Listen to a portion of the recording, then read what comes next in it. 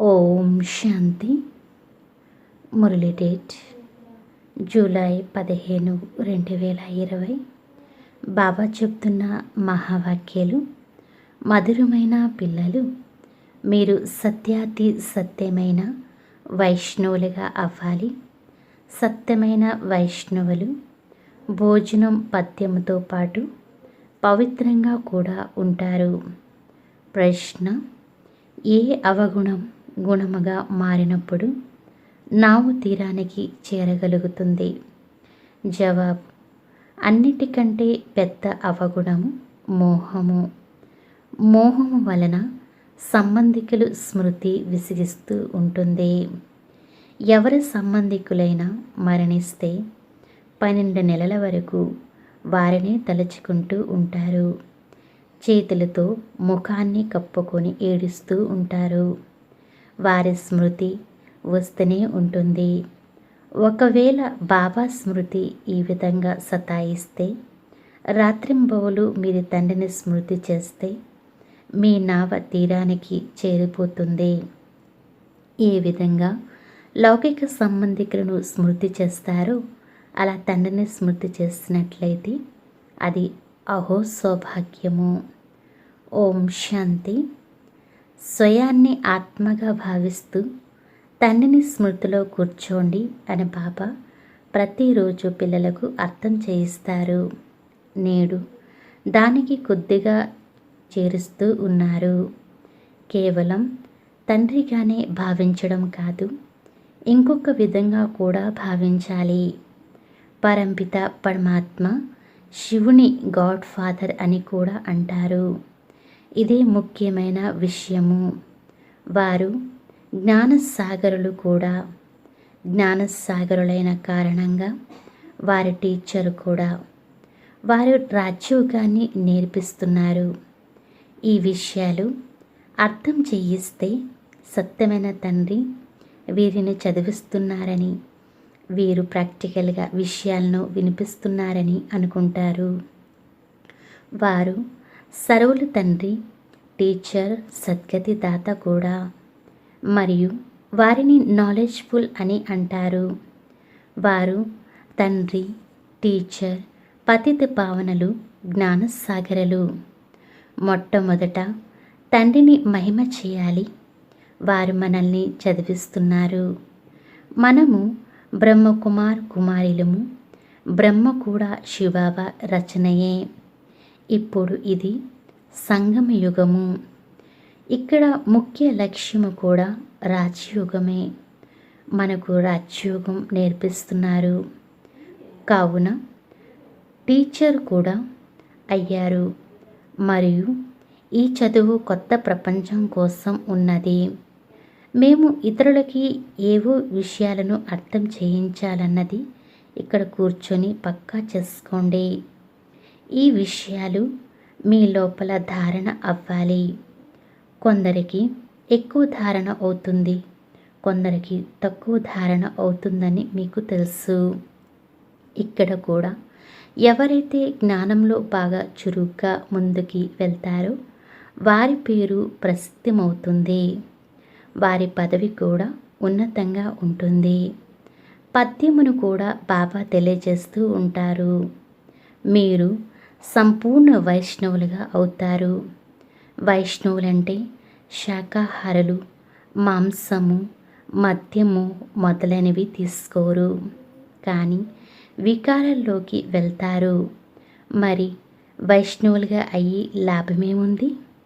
వైష్ణవ కులానికి చెందినవారు అనగా ఉల్లిపాయలు మొదలైనవి తమో ప్రధానమైన వస్తువులని తినేవారు కాదు. తమో ప్రధానమైన వస్తువులంటే ఏమేమి ఉంటాయో పిల్లలైనా మీకు తెలుసు. కొందరు మంచి మనుష్యులు కూడా ఉంటారు. వారిని ధార్మిక మనుషులు లేక భక్తులు అని అంటారు. సన్యాసులను పవిత్రాత్మలని అంటారు. దానము మొదలైనవి చేసిన వారిని పుణ్యాత్మలని అంటారు. దీని ద్వారా కూడా ఆత్మని దాన పుణ్యాలు చేస్తుందని రుజువు అవుతుంది. అందుకే పుణ్యాత్మ, పవిత్రాత్మ అని అంటారు.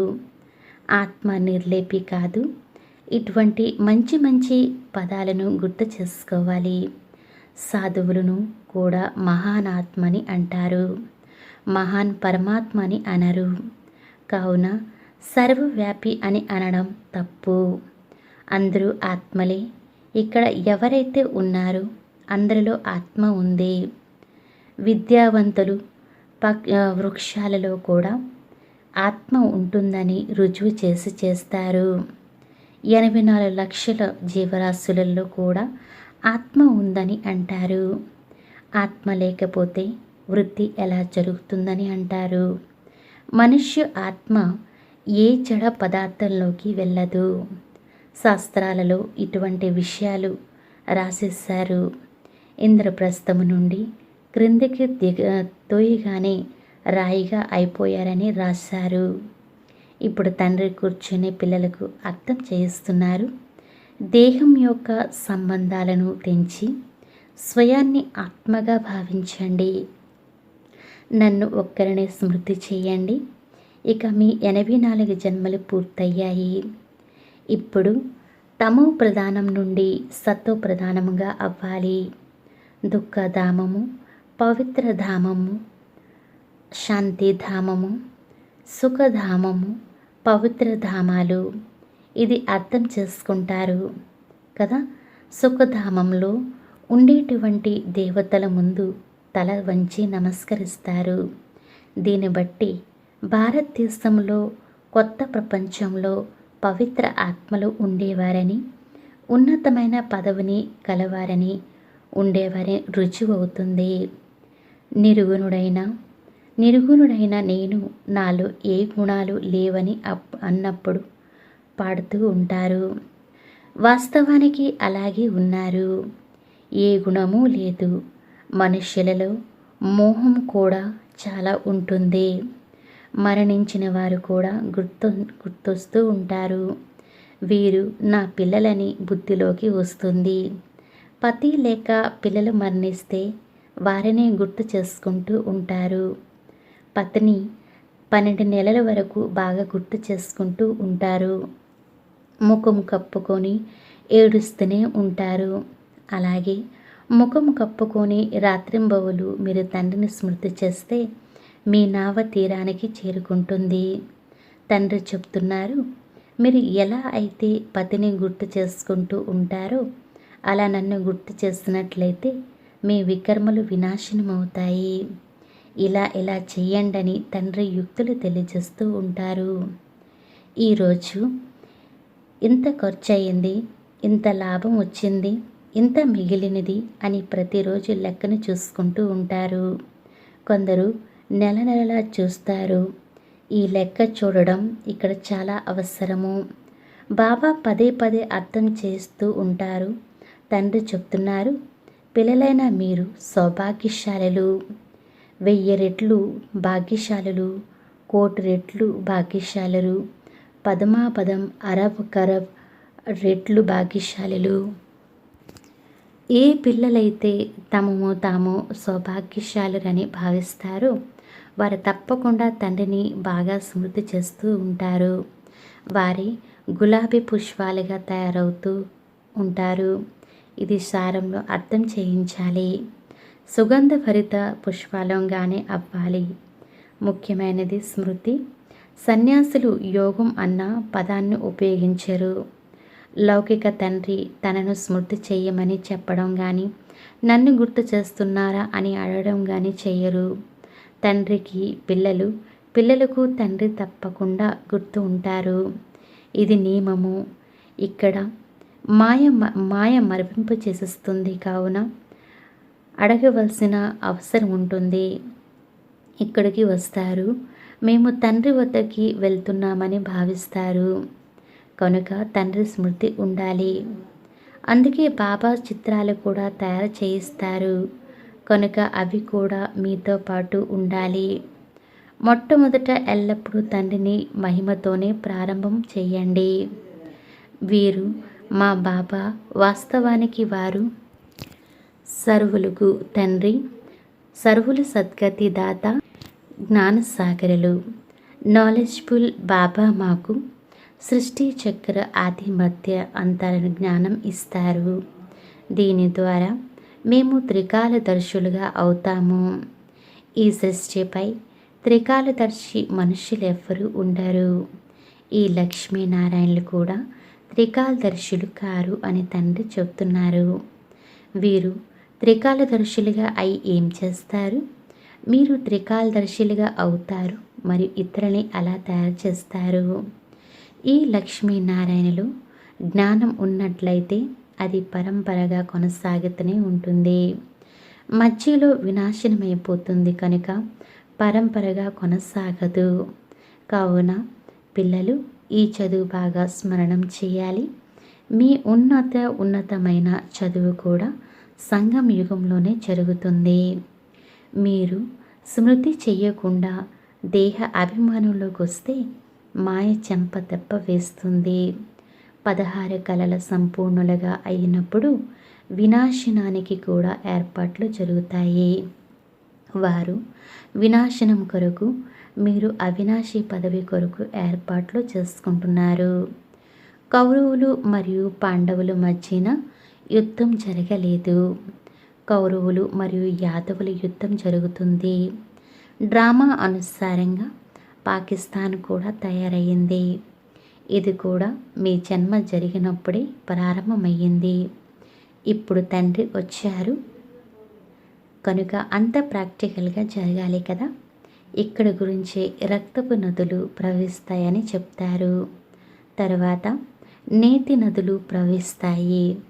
ఇప్పుడు కూడా చూడండి, కోట్లాంటి కోట్లు ఉంటారు. పలానా నగరాన్ని మాకు ఇవ్వకపోతే యుద్ధం చేస్తాము, ఈ మార్గం ద్వారా వెళ్ళకండి, ఇది మా మార్గం అని అంటూ ఉంటారు. ఇప్పుడు వారేం చేయాలి? స్టీమర్లు ఎలా ప్రయాణం చేయాలి? అప్పుడు పరస్పరంలో చర్చించుకుంటూ ఉంటారు, సలహాలను తీసుకుంటారు. తప్పకుండా సహాయం లభిస్తుంది అన్న విశ్వాసం కలుగుతుంది.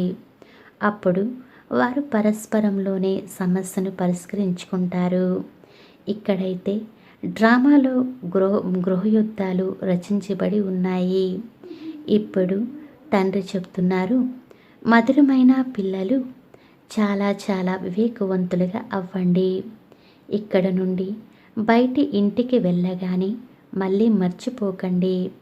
ఇక్కడకు మీరు సంపాదనను జమ చేసుకునేందుకు వస్తారు. చిన్న చిన్న పిల్లలను తీసుకువస్తే వారి బంధనంలో ఉండవలసి వస్తుంది. ఇక్కడ జ్ఞానసాగరుని తీరంలోకి వస్తారు. ఎంత సంపాదన చేసుకుంటే అంత మంచిది. ఇందులో నిమగ్నమైపోవాలి. మీరు అవినాశి జ్ఞానరత్నాలతో జోలును నింపుకునేందుకు వస్తారు. ఓ భోలానాథ, జోలును నింపు అని పాడుతూ ఉంటారు కదా. భక్తులు శంకరుని ఎదురుగా వెళ్ళి జోలును నింపమని వేడుకుంటారు. వారు శివశంకరులు ఒక్కరే అని భావిస్తారు. శివశంకర మహాదేవ్ అని అంటారు. అటువంటప్పుడు మహాదేవుడు పెద్దవారైపోతారు కదా. ఇటువంటి చిన్న చిన్న విషయాలను చాలా అర్థం చేసుకోవాలి. మీరిప్పుడు బ్రాహ్మణులు, మీకు జ్ఞానం లభిస్తూ ఉంది అని పిల్లలైన మీకిప్పుడు అర్థం చేయించబడుతుంది. చదువు ద్వారా మనసులో నమస్కరించబడతారు. నడవడికి కూడా బాగు అవుతుంది. ఇప్పుడు మీరు చదువుకుంటున్నారు. ఎవరైతే అందరికంటే ఎక్కువగా చదువుకుంటారో వారి మరియు చదివిస్తారో వారి మేనర్స్ కూడా బాగుంటాయి. మమ్మ బాబా యొక్క మేనర్స్ అందరికంటే బాగుంటాయని మీరు అంటారు. ఇతను పెద్ద తల్లి వంటివారు. ఇతనిలో ప్రవేశించి పిల్లలని రచిస్తారు. వీరిలో మాతాపితల కంబైన్డ్గా ఉన్నారు. ఇవి ఎంత గుప్తమైన విషయాలు. మీరు ఎలా అయితే చదువుకుంటున్నారో అలా మమ్మ కూడా చదువుకునేవారు. వారిని దత్తత తీసుకున్నారు.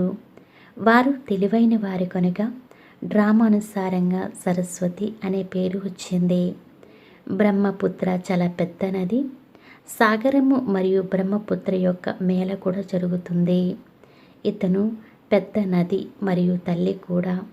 మధురాతి మధురమైన పిల్లలైన మిమ్మల్ని ఎంత ఉన్నతంలోకి తీసుకువెళ్తారు. తండ్రి పిల్లలైన మిమ్మల్ని చూస్తారు. వారి ఎవరిని స్మృతి చేయవలసిన అవసరము లేదు. ఇతని ఆత్మ అయితే తండ్రిని స్మృతి చేయాలి. తండ్రి చెప్తున్నారు, మేము ఇరువురు పిల్లలం చూస్తున్నాను.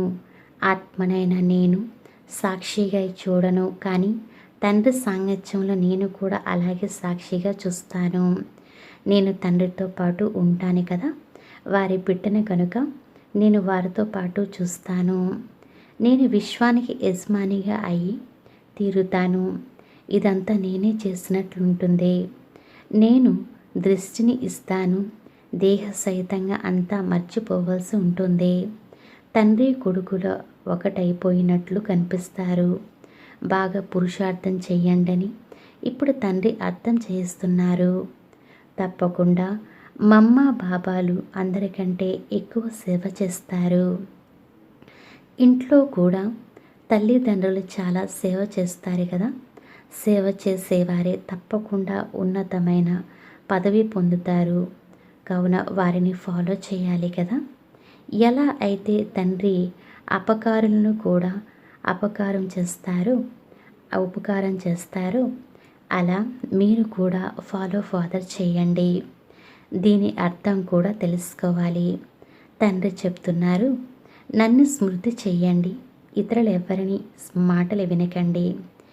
ఎవరైనా ఏదైనా అంటే అది విన్నట్లు వదిలేయవేయండి. మీరు నవ్వుతూ ఉన్నట్లయితే వారంతట వారే చల్లబడిపోతారు. తండ్రి చెప్తున్నారు, ఎవరైనా కోపగించుకుంటే మీరు వారిపై పుష్పాలు చల్లండి. మీరు అపకారం చేస్తారు, మేము ఉపకారం చేస్తామని వారికి చెప్పండి. తండ్రి స్వయంగా చెప్తున్నారు, ప్రపంచంలో మనుష్యులంతా నాకు అపకారం చేసిన వారే. నన్ను సరివ్యాపి అని ఎంత నిందిస్తారు, కానీ నేను అందరికీ ఉపకారాన్ని, పిల్లలైన మీరు కూడా అందరికీ ఉపకారం చేసేవారు. మీరు ఆలోచించండి, ఎలా ఉన్నా నేను ఇప్పుడు ఎలా అవుతున్నాను? విశ్వానికి యజమానిగా అవుతున్నాను. సంకల్పము స్వప్నంలో కూడా అనుకోలేదు. చాలామందికి ఇంట్లో కూర్చునే సాక్షాత్కారం జరిగింది, కానీ సాక్షాత్కారం ద్వారా ఏ లాభము లేదు. నెమ్మదిగా వృక్షం వృద్ధి చెందుతూ ఉంటుంది. ఈ కొత్త దైవీ వృక్షము స్థాపించబడుతూ ఉంది కదా. మా దైవీ పుష్పాల తోట తయారవుతూ ఉందని పిల్లలైన మీకు తెలుసు. సత్యయుగంలో దేవతలే ఉంటారు, మళ్ళీ వారే రావాలి. చక్రం తిరుగుతూనే ఉంటుంది. 84 జన్మలు కూడా వారే తీసుకుంటారు. ఇతర ఆత్మలు మరి ఎక్కడి నుండి వస్తాయి? డ్రామాలో ఉన్న ఆత్మలెవరు వారి పాత్ర నుండి విడుదల అవ్వలేరు. ఈ చక్రం తిరుగుతూనే ఉంటుంది. ఆత్మ ఎప్పుడు అరిగిపోతూ చిన్నదిగా పెద్దదిగా అవ్వదు. తండ్రి కూర్చొని మధురమైన పిల్లలకు అర్థం చేస్తున్నారు. పిల్లలు సుఖమును ఇచ్చేవారిగా అవ్వండి, పరస్పరం కొట్లాడుకోకండి అని తల్లి చెప్తుంది కదా. అనంతమైన తండ్రి కూడా పిల్లలకి చెప్తున్నారు. స్మృతి యాత్ర చాలా సులభము. ఆ యాత్రను జన్మాంతరులుగా చేస్తూనే వచ్చారు, కానీ మెట్లు క్రిందికి దిగుతూ పాపాత్మలుగానే అవుతూ వచ్చారు. ఇది ఆత్మిక యాత్ర అని తండ్రి చెప్తున్నారు. మీరు ఈ మృత్యువు లోకంలోకి తిరిగి రాకూడదు. ఆ యాత్రలు నుండైతే తిరిగి వచ్చి మళ్ళీ యథార్థంగా అయిపోతారు. మనం స్వర్గంలోకి వెళ్తున్నామని మీకు తెలుసు. స్వర్గం ఒకప్పుడు ఉండేది, మళ్ళీ ఉంటుంది. ఈ చక్రం తిరగాలి. ప్రపంచం ఒక్కటే, ఇకపోతే నక్షత్రాలు మొదలైన వాటిలో ఏ ప్రపంచము లేదు. పైకి వెళ్ళి చూసేందుకు ఎంతగా తల బద్దలు కొట్టుకుంటూ ఉంటారు. తల బాదుకుంటూ మృత్యువు ఎదురుగా వచ్చేస్తుంది. ఇదంతా విజ్ఞానము. పైకి వెళ్తారు, ఆ తర్వాత ఏమి జరుగుతుంది? మృత్యువైతే ఎదురుగా నిలబడి ఉంది. ఒకవైపు పైకి వెళ్ళి పరిశోధిస్తూ ఉంటారు, మరోవైపు మృత్యువు కొరకు బాంబులు తయారు చేస్తూ ఉన్నారు. మనుషుల బుద్ధి ఎలా ఉందో చూడండి. ఎవరు ప్రేరేపిస్తున్నారని కూడా భావిస్తారు. ప్రపంచ యుద్ధం తప్పకుండా జరుగుతుందని వారు స్వయమే అంటారు. ఇది అదే మహాభారత యుద్ధము. ఇప్పుడు పిల్లలైన మీరు కూడా ఎంత పురుషార్థం చేస్తారు, అంత కళ్యాణం చేస్తారు. అందరూ ఖుదా పిల్లలే భగవంతుడు తమ పిల్లలకు చేసుకుంటే మీరు భగవతులుగా అవుతారు. లక్ష్మీనారాయణను గాడెస్ అని అంటారు కదా. కృష్ణుణ్ణి భగవంతునిగా భావిస్తారు, కానీ రాధను అంతగా భావించరు. సరస్వతికి పేరుంది, కానీ రాధకు అంత పేరు లేదు. కలశమును లక్ష్మికి చూపిస్తారు, ఇది కూడా ఒక పొరపాటే. సరస్వతి కూడా అనేక పేర్లు పెట్టేశారు, అలా పెట్టింది మీరే. దేవీల పూజ కూడా జరుగుతుంది, అలాగే ఆత్మల పూజ కూడా జరుగుతుంది. బాబా పిల్లలకు ప్రతి విషయాన్ని అర్థం చేస్తూ ఉంటారు. మంచిది. మధురాతి మధురమైన ఆత్మిక పిల్లలకు మాత్పిత బాప్దాదాల ప్రియ స్మృతులు మరియు గుడ్ మార్నింగ్. ఆత్మిక పిల్లలకు ఆత్మిక తండ్రికి నమస్తే. ధారణ కొరకు ముఖ్య సారము. ఫస్ట్ పాయింట్, ఎలా అయితే తండ్రి అపకారికి కూడా ఉపకారం చేస్తారో అలా తండ్రిని అనుసరించాలి. ఎవరైనా ఏదైనా అంటే అది విన్నట్లుగా వదిలివేయాలి. నవ్వుతూ ఉండాలి. ఒక తండ్రి నుండి వినాలి. సెకండ్ పాయింట్, సుఖమునిచ్చే వారిగా అయ్యి అందరికీ సుఖాన్ని ఇవ్వాలి. పరస్పరంలో కోట్లాడుకోకూడదు. వివేకవంతులుగా అయ్యి మీ జోలను అవినాశి జ్ఞానరత్నాలతో నింపుకోవాలి. వరదానము. శుద్ధ సంకల్పాలు వ్రతము ద్వారా వృత్తిని పరివర్తనం చేసే హృదయ సింహాసన అధికారి భవ. భావార్థము. బాప్ దాదాల హృదయ సింహాసనము ఎంత పవిత్రమైనదంటే ఈ సింహాసనంపై సదా పవిత్రంగా ఉండే ఆత్మలు మాత్రమే కూర్చోగలరు. ఎవరి సంకల్పాలలోనైనా అపవిత్రత లేక అమర్యాద వచ్చిందంటే వారు హృదయ సింహాసనాధికారులుగా అయ్యేందుకు బదులుగా దిగే కళల్లోకి క్రిందికి వచ్చేశారు. కావున మొదట శుద్ధ సంకల్పాల వ్రతం ద్వారా మీ వృత్తిని పరివర్తన చేసుకోండి. వృత్తి పరివర్తన ద్వారా భవిష్య జీవితం అనే సృష్టి మారిపోతుంది. శుద్ధ సంకల్పాలు మరియు దృఢ సంకల్పాల వ్రతం యొక్క ప్రత్యక్ష ఫలము సదా కాలానికి బాప్దాదా హృదయ సింహాసనము. స్లోగన్. తనువు మరియు మనస్సును తాకట్టుగా భావించి నడుచుకున్నట్లయితే అనాసక్తులుగా ఉంటారు మరియు ఆత్మికత వస్తుంది. ఓం శాంతి.